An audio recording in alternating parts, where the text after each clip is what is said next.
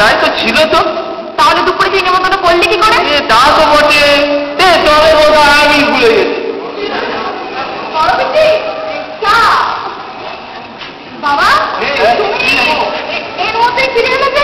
Taxi চালানো একটা দাঁড়িয়ে দাঁড়িয়ে দেখছে।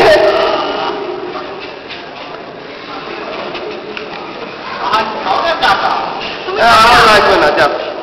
সব কথা কথা বলো।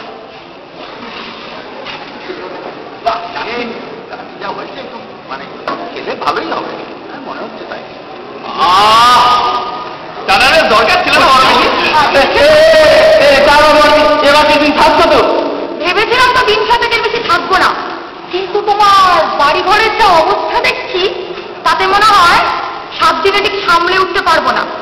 আর